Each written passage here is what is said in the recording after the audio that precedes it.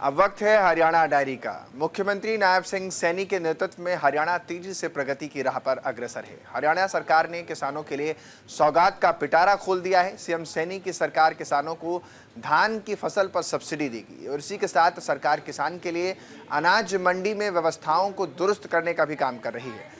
नायब सिंह सैनी सरकार की यह पहल न केवल हरियाणा के विकास को गति देगी बल्कि इससे कई लोगों को काफ़ी फायदा भी होगा। ये सरकार की प्रतिबद्धता को दर्शाता है कि हरियाणा का विकास हर व्यक्ति तक पहुंच सके और हरियाणा वासी भी खुशहाल बन सके। हरियाणा सरकार की किसानों को सौगात, किसानों को मिलेगा सब्सिडी। सरकार का मिशन, खत्म करेंगे टेंशन। सरकार ने किसानों के लिए खोला पिटारा। हरियाणा के किसानों के लिए प्रदेश की नायब सिंह सैनी सरकार युद्धस्तर पर काम कर रही है। किसानों को सरकार सौगात दे रही है, जिससे प्रदेश का किसान मजबूत हो रहा है और किसानों को फसलों का उचित दाम भी मिल सके। इसीलिए हरियाणा के कृषि मंत्री श्याम सिंह राणा ने 4 अप्रैल को कुरुक्षेत्र में किसान कार्यशाला में बताया कि जो किसान डायरेक्ट सीडेड राइस यानी कि धान की सीधी बुवाई अपनाते हैं, ऐसे किसानों को 4,000 रुपये प्रति एकड़ की सब्सिडी मिलेगी। ये देश में सबसे बड़ी उप सब्सिडी के तौर पर देखा जाएगा और इससे न सिर्फ किसानों की जेब भरेगी बल्कि पर्यावरण को भी फायदा होगा।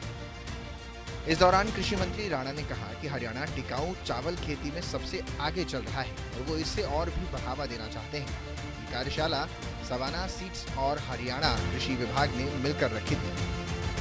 इसमें डीएसआर के फायदे और मुश्किलों पर खुलकर बात की गई है।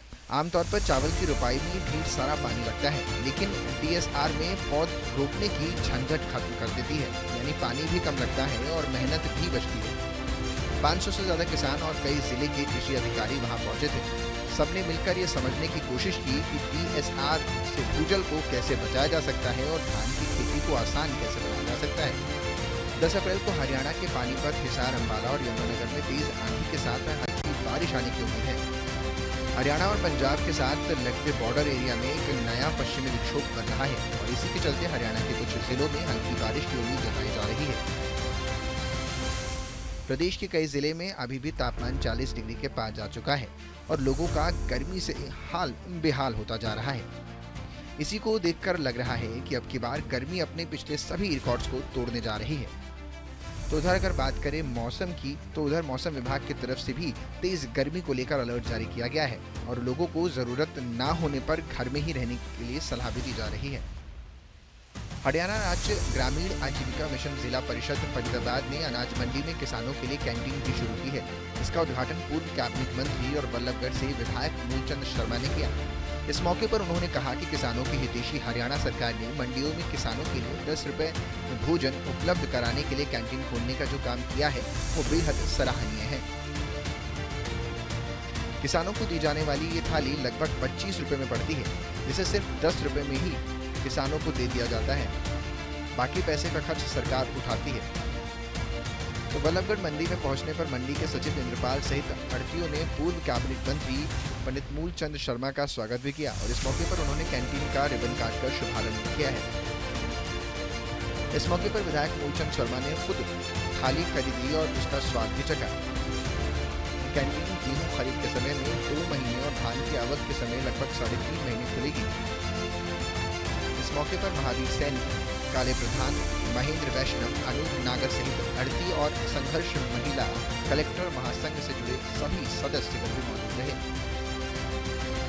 नायब सरकार किसानों के लिए कई योजनाएं लेकर आ रही है। अब सरकार किसानों के खेतों में सोलर पंप लगवाएगी। किसानों से सरकार की ओर से प्रधानमंत्री कुसुम योजना के तहत सोलर पंप के लिए आवेदन मांगे गए हैं।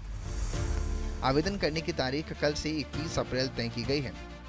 हालांकि इस समयावधि के बीच प्रदेश के इच्छुक किसान सरल पोर्टल पर जाकर अपनी जरूरत के हिसाब से सोलर पंप की क्षमता का चयन करके पसंद की कंपनी भी चुन सकते हैं। वहीं आज केंद्रीय कैबिनेट मीटिंग भी हुई।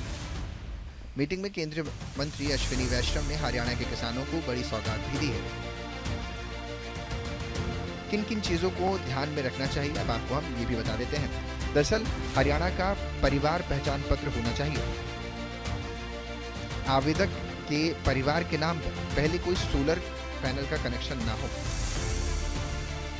आवेदक के नाम पर बिजली आधारित पंप नहीं होने चाहिए। आवेदक के नाम पर कृषि भूमि की जमाबंदी या पद नहीं होनी चाहिए। धान उगाने वाले किसानों के लिए उनके इलाके में HWRA की रिपोर्ट के आधार पर भूजल स्तर 40 मीटर से नीचे हो। भूजल स्तर 100 फीट से नीचे चला गया हो और सूक्ष्म सिंचाई प्रणाली की स्थापना अनिवार्य कर दी गई हो। हरियाणा की नायब सिंह सैनी सरकार किसानों के हित में कई योजनाएं लागू कर रही है ताकि प्रदेश के किसानों को हर तरीके से मजबूत किया जा सके। किसानों के धान खरीद से लेकर अनाज मंडी में किसानों की सुविधाएं की व्यवस्था, खेतों में सिंचाई के लिए पानी और बिजली की व्यवस्था जैसे कई मुद्दों को लेकर हरियाणा की बीजेपी सरकार हर दिन काम कर रही है। तो वहीं केंद्र और राज्य की डबल इंजन सरकार एकजुट होकर किसानों के लिए बेहतर काम कर रही है, जिससे देश के अन्नदाता को उनकी मेहनत का सही फल मिल सके। Bureau report, news India. फिलहाल यहाँ वक्त हो चला एक छोटे से ब्रेक का। आपका हिम्मत जाए बने रहे, मेरे साथ देखते रहिए न्यूज़ इंडिया।